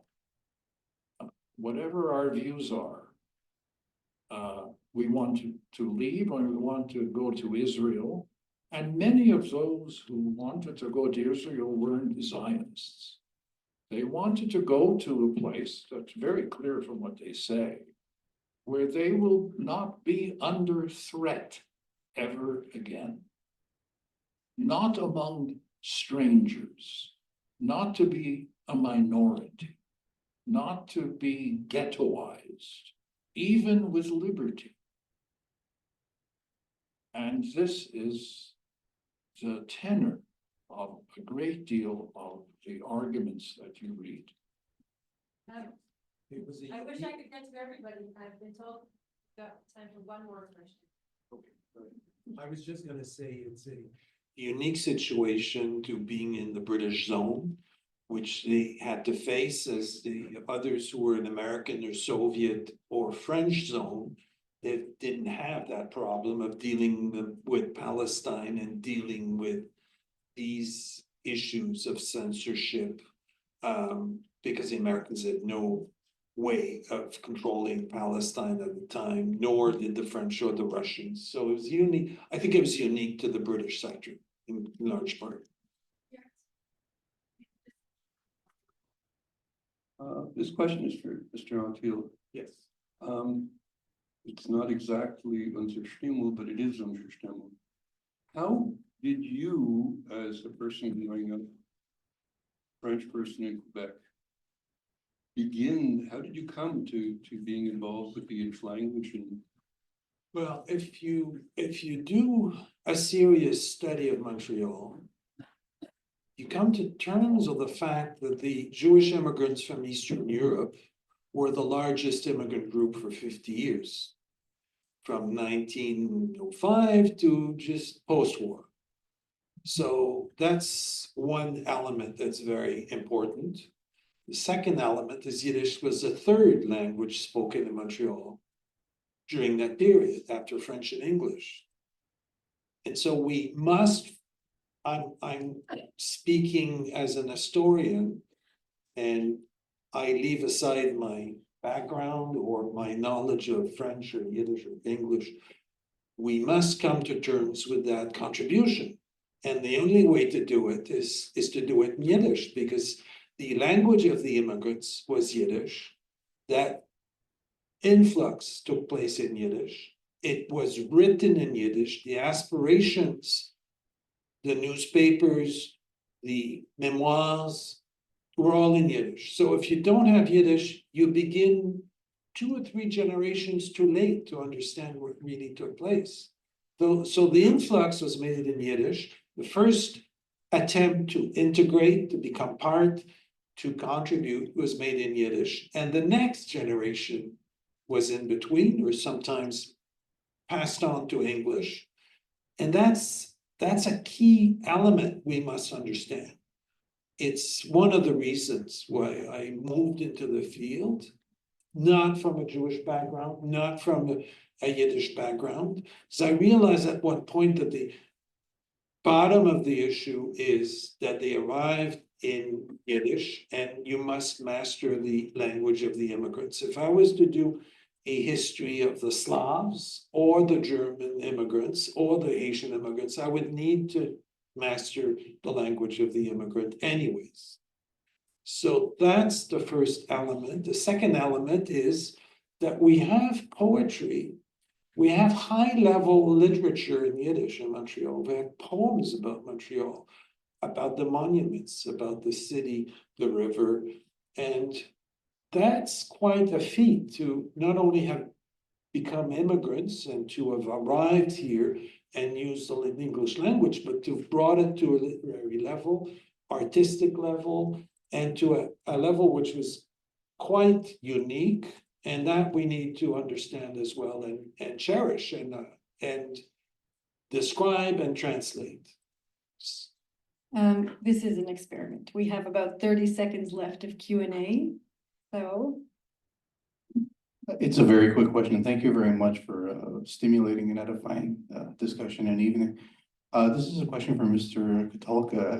Kristalka. I'm interested in what you mentioned just a minute ago about that in the Unzer Sztyme, they had a very different view about the future of Germany and Germans in general. And I wanted to get more of what they felt in the magazine was going to be the future. At the same time that the Nuremberg trials and other war crimes trials were taking place, the articles in Unzer Sztyme argued that Nazism was not dead, that it was underground, and that the mild and kindly treatment that the British and the Americans were exercising in their responsibility as the forces of order, which meant cooperation with German police and German juridical systems, that this was masking the gathering force of a Nazi revival. They feared that, in a sense, Hitler would come back, not in person, but and this is not this wasn't a common view at the time. So much to both Aaron and Pierre.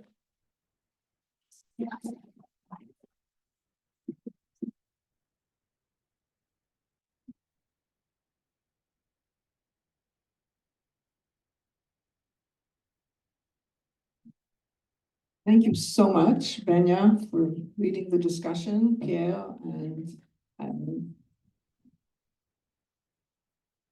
this is about French words in Yiddish, Pierre, what reminds me, when I think I'm not the only one either growing up, they used to say from time to time when setting a standard, es darf sein auf ein Niveau. And I never knew I knew what the expression meant, but I didn't know that un niveau came from French, that it was un niveau. Il faut que ça soit sur un niveau assez haut. So that was a French word that was deeply embedded into our Yiddish. Very exigeant. We now come to the final reading of the night, I think, which will now be informed by everything we've heard about Unzer Sztyme. Sebastian and Brana together will be reading We Say Goodbye in 1945. This was published in February 1946, and it's a summary of the major events of 1945, a year that the writers were very happy to see behind them. So we'll ask Brana and Sebastian to do this reading, and then we'll be back with some final words.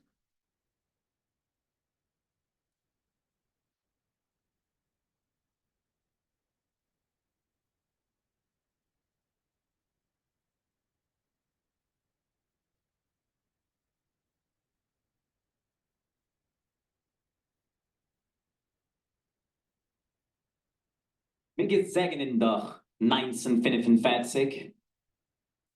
Das Jahr 1945 ist weg in Vergangenheit.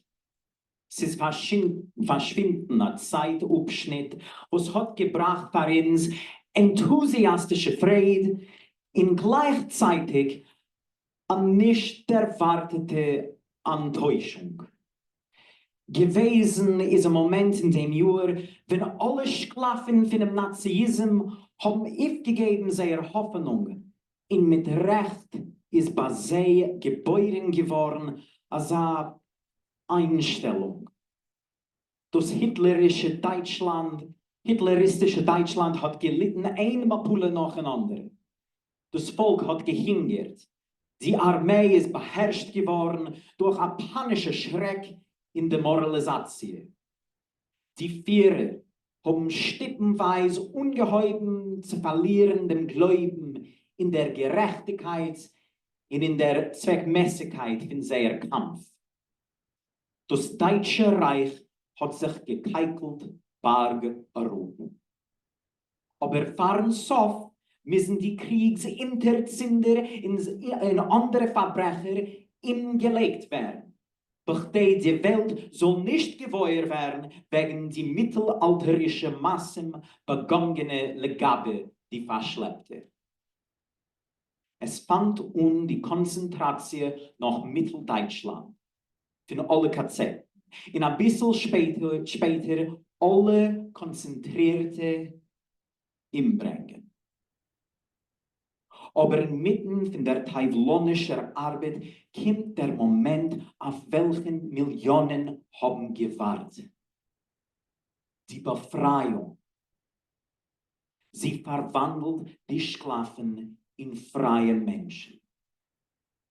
Und sie webt sich ein neues Leben. Ein Leben mit Störungen, Protesten, in schmerzlichen Enttäuschungen. Alle sind enttäuscht, Aber das jüdische Volk hat mehr wie andere ausgetrinken von dem bitteren Kost nach Milchume wehen. Wollen wir sich erinnern in Läufe von den Geschehnissen in dem vergangenen Jahr. Januar. Die Gepeinigte sitzen fest in dem feierlichen Kreis von den elektrischen Trotten. Die Kazetten arbeiten in vollem Gang. Man starb von Hunger und Durchfall. Teuklepp blitzen in der Luft. Die ausgemogerte Körper werden gefressen bei Tag und bei Nacht durch Wärme. Die deutsche Industrie wächst dank der produktiven Mithilfe von die SS-Männer, welche stehen über die Köpfe von die Häftlinge mit Nachheikes und Revolveren, aufpassend auf der Intensivkeit von die schmutzige Hint. Februar, März. Deutschland geht zum Upgrade. In allgemeine Anarchie reißt sich herein in die Reihen von einem disziplinierten Volk. Man hat Meure von die Häftlinge. Evakuatie in dem Harzgebiet läutet der Kürzer Befehl von Himmlers Hauptquartier. Wir kommen nach Dora, Elreich, Nordhausen in andere Gebirgsortschaften, die es wird gebiert, die V1 in V2. Menschen fallen wie die Fliegen.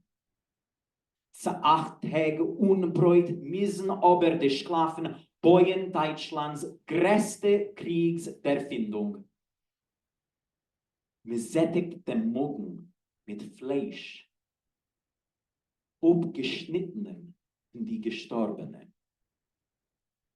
Bemäschig von 2 Chedushim sind in den Harzgebiet ingekommen 35.000 Verschleppte.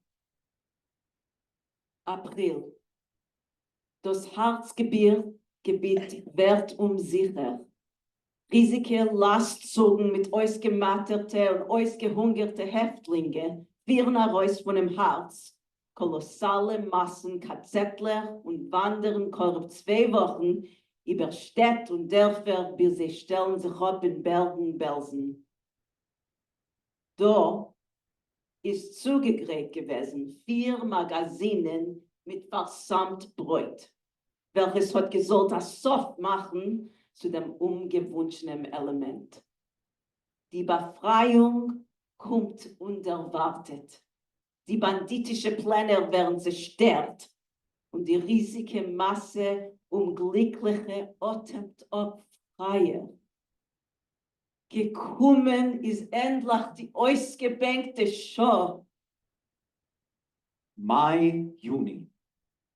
Die Gefahr ist noch nicht vorbei. Der Malach am Movis hat sich noch nicht abgesättigt von seiner Arbeit. Die Epidemie von Typhus in Durchfall herrscht überall. Zehntausende, was haben die Befreiung erlebt, müssen sich schäden mit der Welt. Tausende zu lieb der Nachlässigkeit auf dem medizinischen Gebiet. In Ausland schweigt. Man will nicht helfen. Nein, die Befreier der lassen nicht ziehen zu uns die ausländische jüdische Institutions. Die jüdischen Soldaten von den alliierten Armeen machen, was sie können.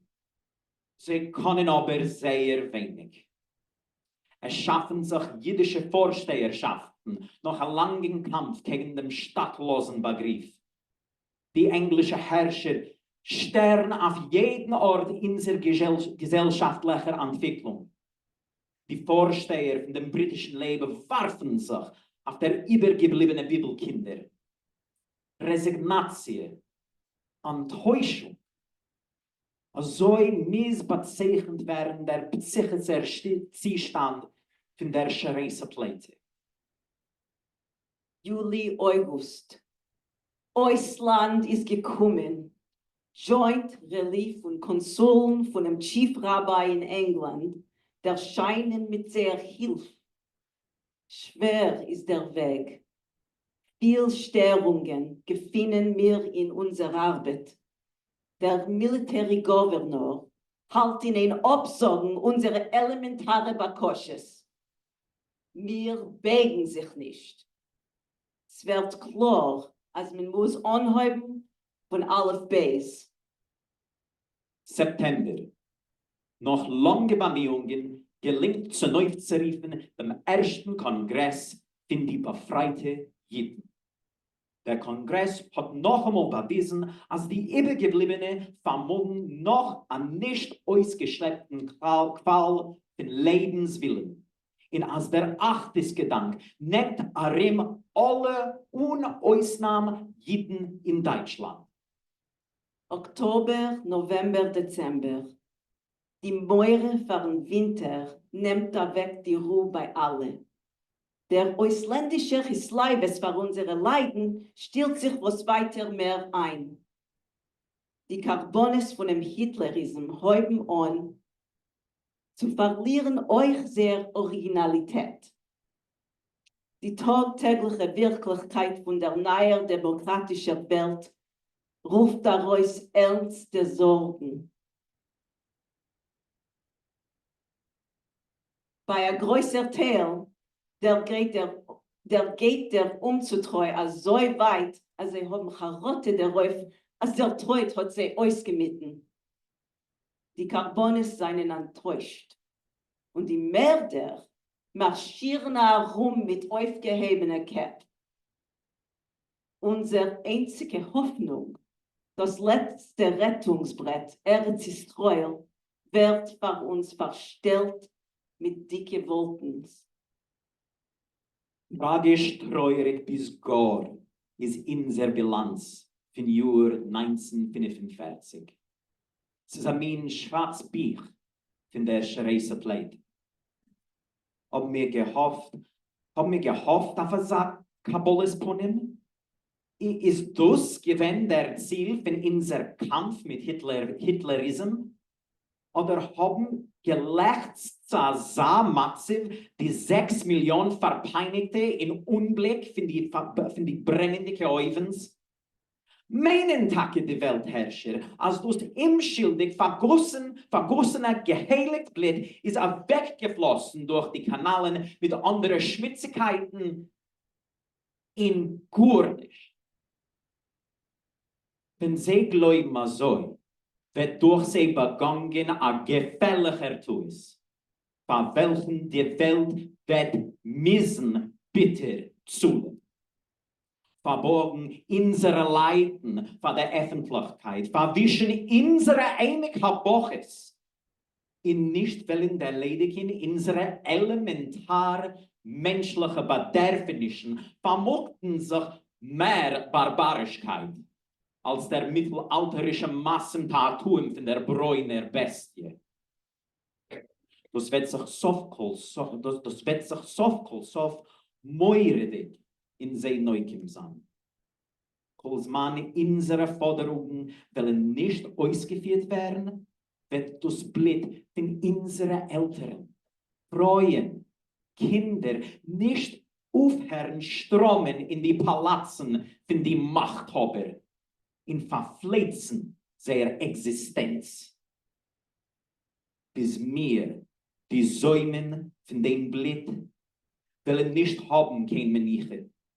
In sich können frei ausleben, wie alle, was haben geführt Krieg gegen der Ungerechtigkeit.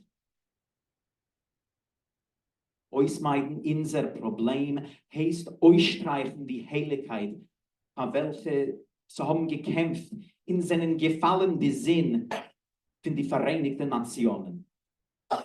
Verschwächen seine Idealen ist dasselbe wie vergewaltigen der Recht in sehr naher Weltordnung. Sei gesegnet 1945, Jahr von Freiheit und Sieg über dem Teufel und Jahr von grausamer Ungerechtigkeit. Sein hast du gewollt eine Zeit von Sonnenaufgang, aber verbitten haben sie dich in ein Jahr von Finsternis, unzutreu, Gefallenheit und goldigen Ungläuben. Wir gehen weiter unser Weg. Es wird uns gar nicht abschrecken. 1946 muss werden eine Zeit von Recht und Erkennung und Rehabilitation.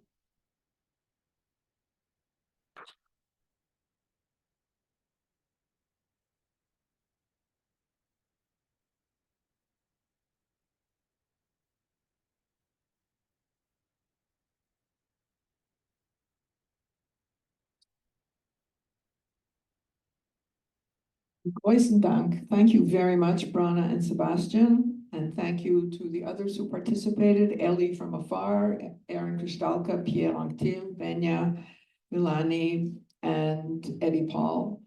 And I have a list of thanks, and it's really important to note how many people participated in so many different ways in this program.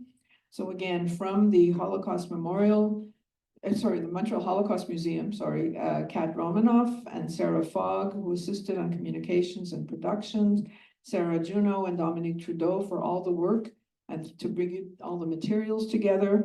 You saw the exhibit in the lobby, and there will also be an exhibit at the library in the next few months, and then a virtual exhibit that goes with it. I would really encourage you to come across the street to the library and see what is on offer. A lot of work went into it. Thank you so much to Sivan Slapak for bringing the Dora Wasserman Yiddish Theatre into this production. And again, for the Segal Center, Stephen McLean Rogers for the technical support, Jeremy on sound, Tessa and Eric for all their hard work. And again, I think we have to also thank Sam Melnick for keeping all the superscripts going. It's a job, keeping the superscripts in time with all the readings. And everyone at the Jewish Public Library who's been working so hard on this event for a long time, for many months. And now, just to remind you, if anyone here is not a member of the Jewish Public Library, I hope that is nobody in this room, but if you are not a member, I would encourage you, please, to become a member. Membership is now free. It's been free for almost a year. Of course, if you want to give a donation, nobody will stop you.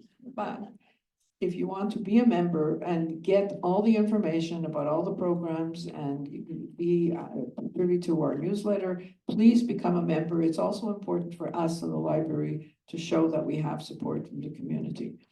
And it's especially connected to tonight, there are two upcoming programs. On April 3rd, a virtual book talk, free, with the author Hannah Pauline Galay. What she wrote has just recently written a book called Occupied Words, What the Holocaust Did to Yiddish. This will be with Eddie Paul, who will be animating this program. Very, very interesting. This book has gotten a lot of attention. And on April 22nd, a book discussion. This will be happening at the Grand Ballet downtown, and it's with the author François Kersaudy about his book, La Liste de Kersten, Injuste parmi les démons. And he will be in conversation with the journalist José Legault. So, and again, you can find information about this program and others on our website, on the newsletters that you will start getting as soon as you become a member. And now the best news is that the bar will be open until 10, not just till 9. The snacks are there, the bar is there. We encourage you to come out to spend a little time, socialize, ask more questions, and sorry.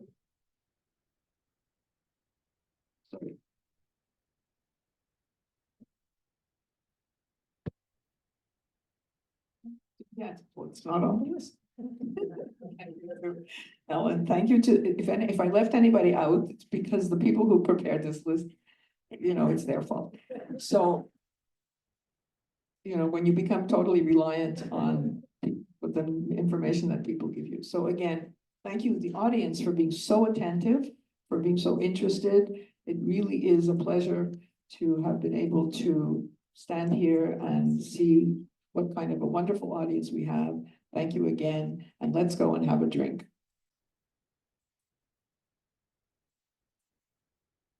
Thank you to Rick Dawkins. And a thank you to Rick Dawkins.